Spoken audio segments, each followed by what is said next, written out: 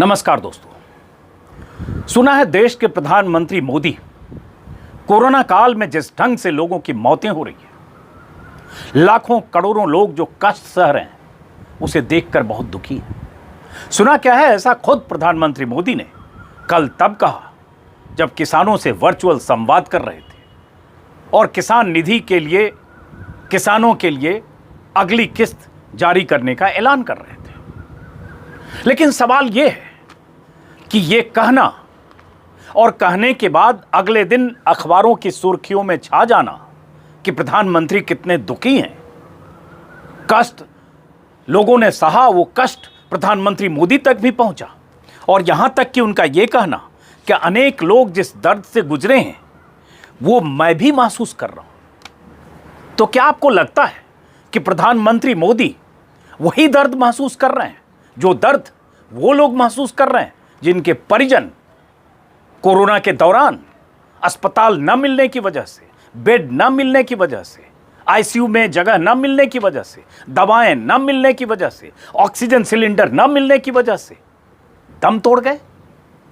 क्या किसी का बेटा, पिता, भाई, पत्नी, बच्चा जो इस दौर में बीते 1.5 महीनों के दौरान लाइलाज होकर अस्पताल के बाहर या अस्पताल के भीतर या अपने घर में या ऑटो रिक्शा में या एम्बुलेंस में या अस्पताल के लिए भटकते वक्त दम तोड़ गया, तो क्या उसके परिजन जिस कष्ट में है, क्या प्रधानमंत्री मोदी उस कष्ट को महसूस कर रहे हैं?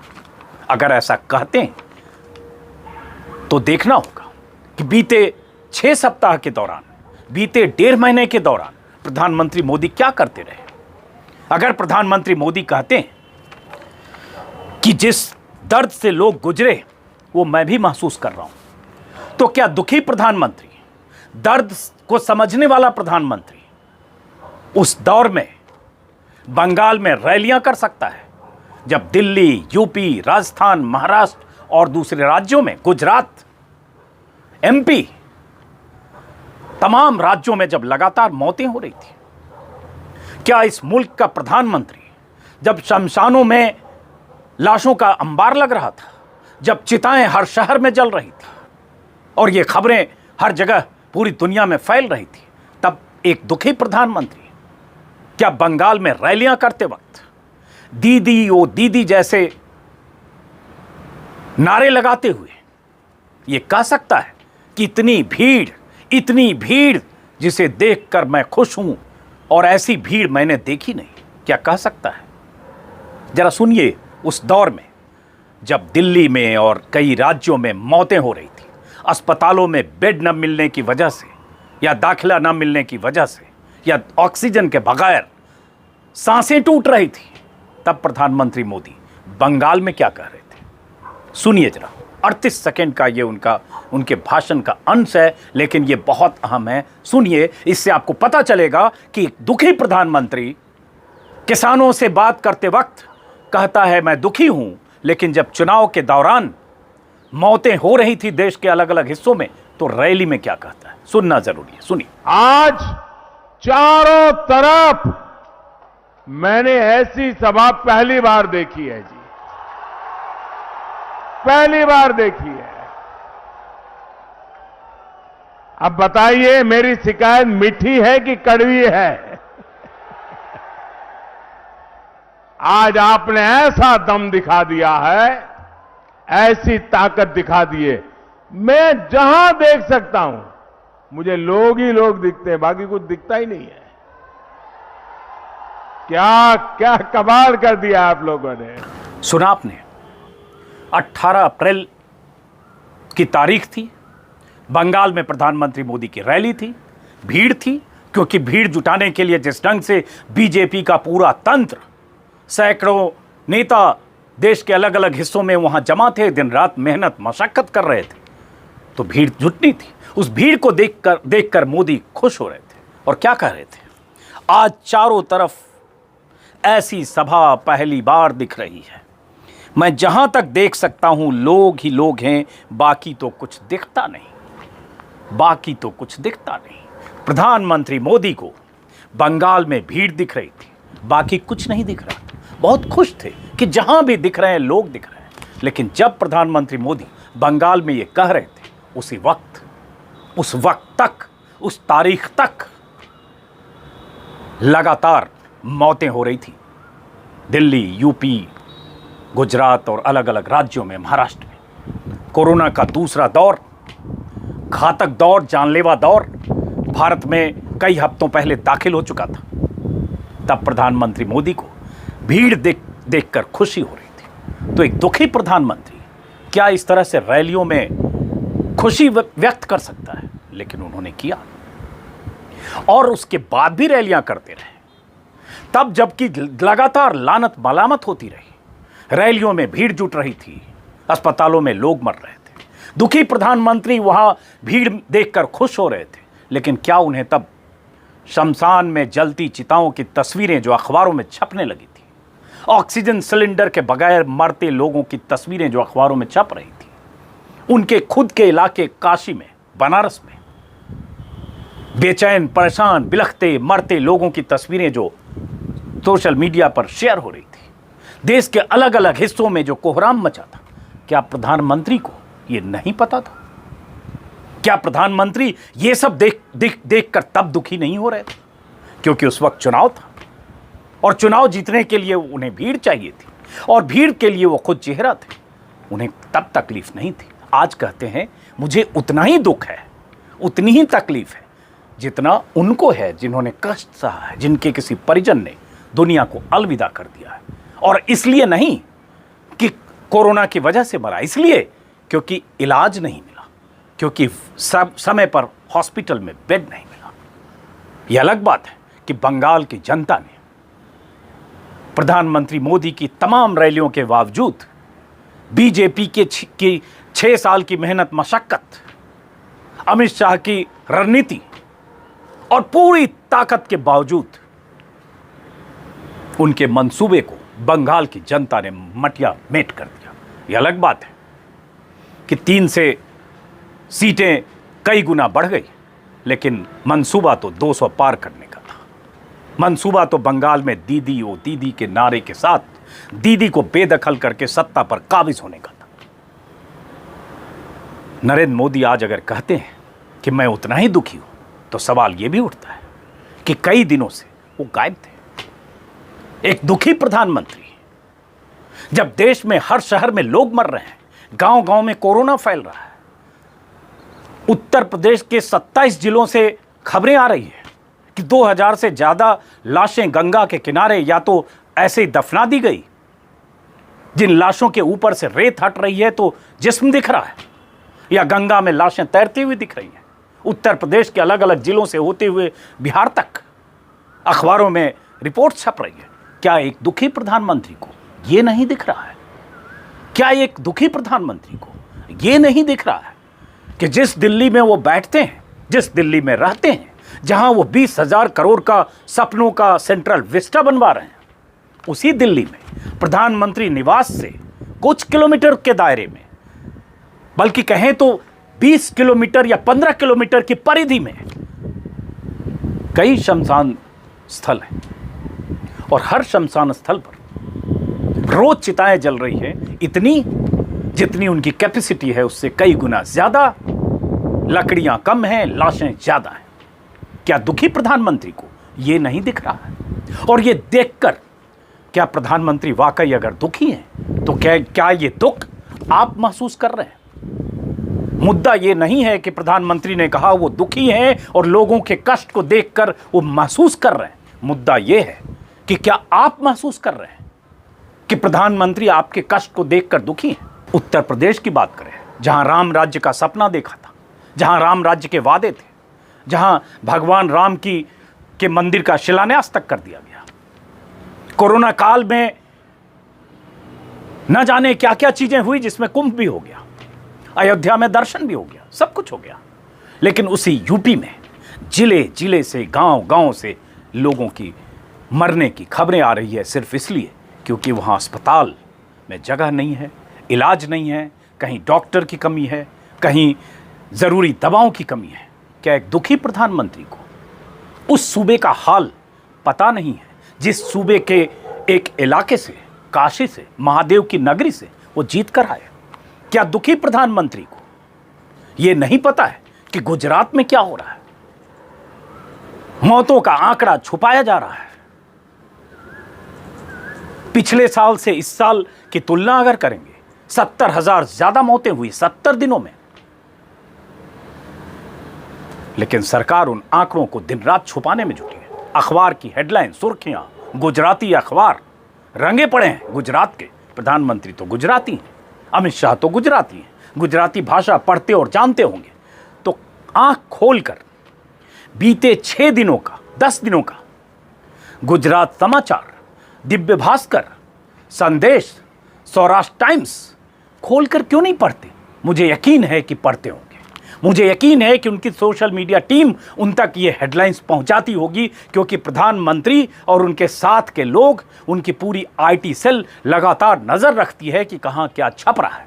और अगर आलोचना है तो उस पर एकदम जबरदस्त नजर होती है, पैनी नजर होती है। तो क्या एक दुखी प्रधानमंत्री को यह नहीं पता है कि गुजरात में यह क्यों हो रहा है? एक तरफ मौतें हो रही है, दूसरी तरफ उन मौतों के आंकड़े को छुपाया जा रहा है। क्या एक दुखी प्रधानमंत्री को, जिन्होंने कहा था कि न तो मैं यहां खुद आया हूं, न बुलाया गया हूं, मुझे गंगा मां ने बुलाया है, जब 2014 के पहले नामांकन के लिए गए थे, और उसी बनारस में जिस ढंग से लोगों की मौतें हो रही है, क्या नहीं पता है? क्या प्रधानमंत्री को नहीं पता है कि बनारस के राजन मिश्रा, दुनिया भर में जिनका नाम था, किस ढंग से वेंटिलेटर न मिलने की वजह से इस दुनिया से चले गए?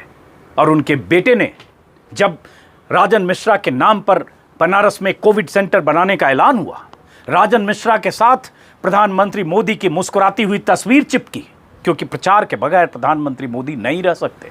उनका तंत्र उन्हें महामानव साबित करने के लिए दिन रात इसकी योजना बनाता है। तो राजन मिश्रा ने कहा कि अब तो मेरे पिता चले गए, अब पूरे देश का नाम भी अगर उनके नाम पर रख दो तो क्या फर्क पड़ता है, उन्हें बचा तो नहीं पाए।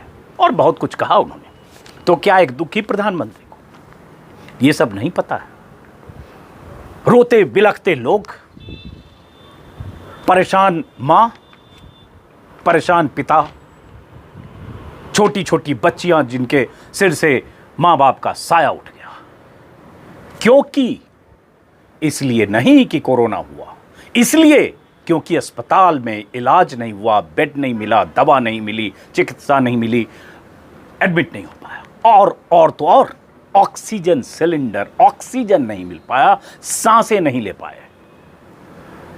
तो एक दुखी प्रधानमंत्री की क्या जिम्मेदारी है? एक दुखी प्रधानमंत्री जो बीते 1 साल से दुनिया भर में वैक्सीन का चैंपियन बनने की कोशिश कर रहा था। एक दुखी प्रधानमंत्री जो दुनिया भर में अपने को विश्व गुरु साबित करने की कवायद में लगा था। क्या वो प्रधानमंत्री दुखी था? क्या दुख का वो दौर प्रधानमंत्री के चेहरे पर था? नहीं। और आज अगर कहते हैं कि मैं दुखी हूं, तो क्या आपको दुख दिखा? क्या दुख दिखता है?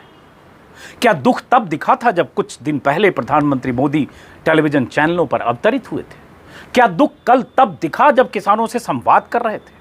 अगर प्रधानमंत्री मोदी वाकई दुखी होते और वाकई कष्ट में होते, तो कोई जरूरी नहीं था कि प्रधानमंत्री मोदी किसानों को हर 4 महीने पर जो 6,000 की रकम सरकार की तरफ से प्रधानमंत्री किसान निधि के तहत दिया जाता है, उसकी अगली किस्त जारी करने के लिए किसी इवेंट का आयोजन करते, कुछ किसान बुलाए जाते, जो बुलाए गए, और उनसे संवाद करते हुए इतनी बड़ी बड़ी बातें करते, आज अखबारों की सुर्खियां और हेडलाइन में छाए रहते। जो आज है, भारत हिम्मत हारने वाला देश नहीं, हम अदृश्य दुश्मन से लड़ेंगे और जीतेंगे।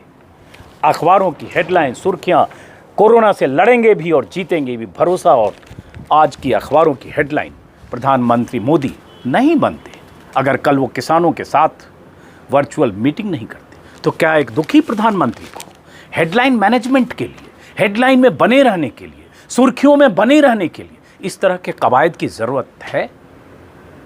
किसान सम्मान निधि के लिए सरकार की तरफ से जो योजना है, 6,000 रुपये हर 4 महीने में मिलते हैं।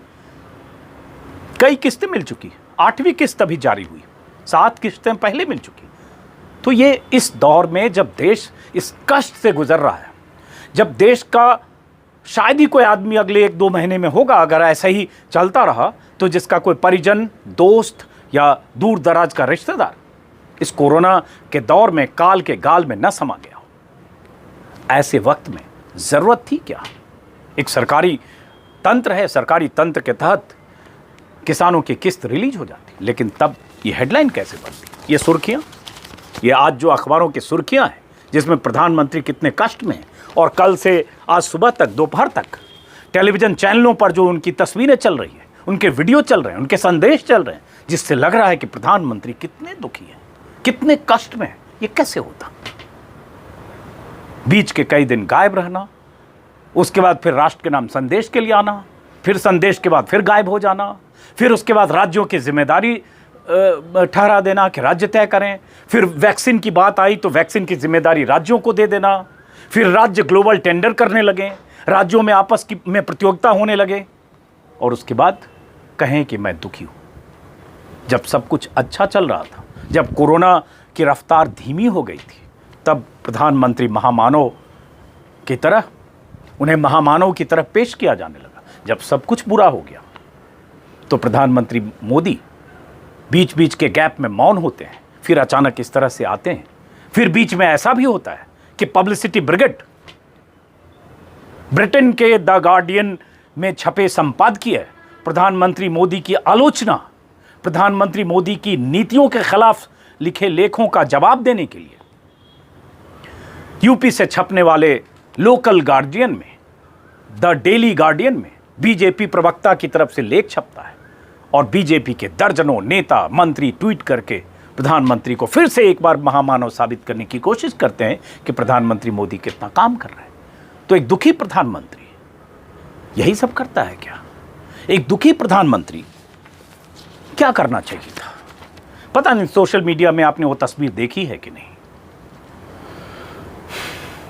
मेरे ख्याल से शायद ऑस्ट्रेलिया या कनाडा के प्राइम मिनिस्टर का, ठीक से अभी मुझे याद नहीं आ रहा है, जब कोरोना मरीज से मिलते हुए घुटनों के बल वो जमीन पर बैठे हुए हैं। एक दुखी प्रधानमंत्री को इस वक्त क्या करना चाहिए था? आप सोचकर आप भी जवाब दीजिए।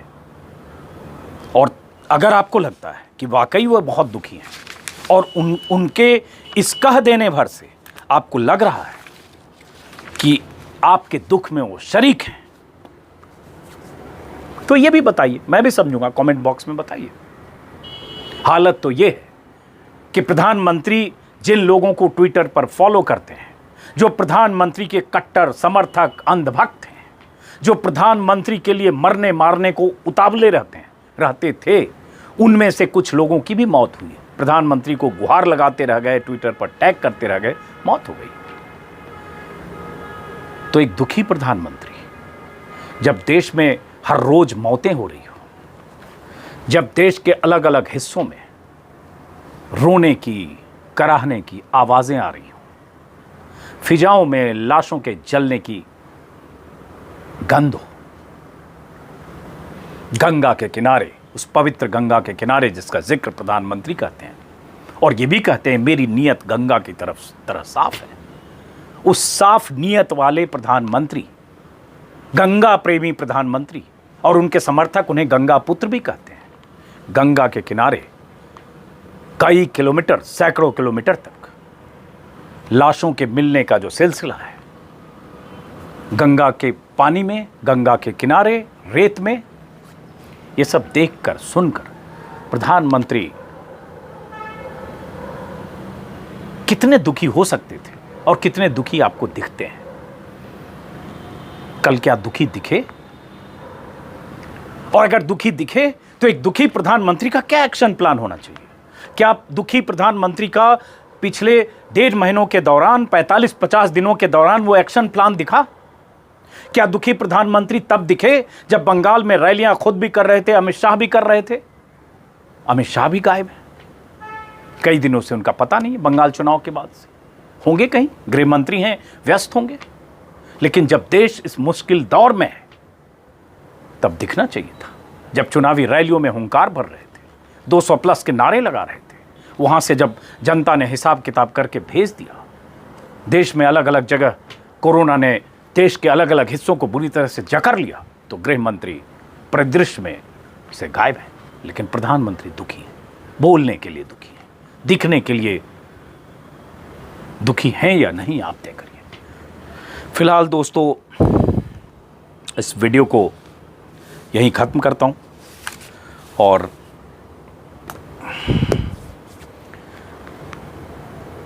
सिर्फ इतना कहूंगा, मैंने भी अपने एक मित्र को खोया है, मेरे बेहद करीबी मित्र अरुण पांडे।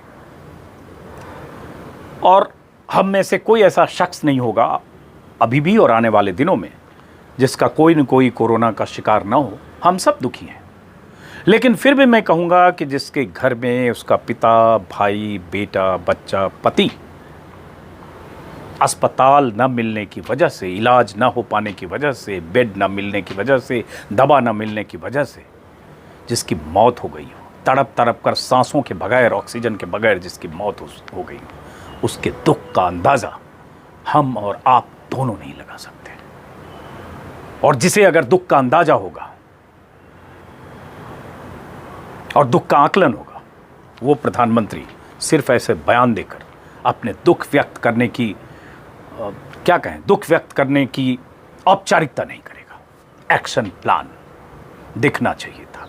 और ये 45 दिन में नहीं, बीते 6 महीने में, जब दुनिया भर से आशंका थी कि कोरोना का दूसरा दौर आ सकता है, तो क्या तैयारियां थी? तैयारियां ये थी कि हम वैक्सीन पूरी दुनिया में बांटने के लिए वैक्सीन गुरु बन रहे थे। फिलहाल इस वीडियो को यहीं खत्म करते हैं दोस्तों।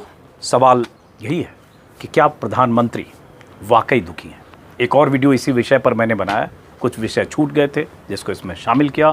फिर मुलाकात होगी किसी और वीडियो में, तब तक के लिए नमस्कार।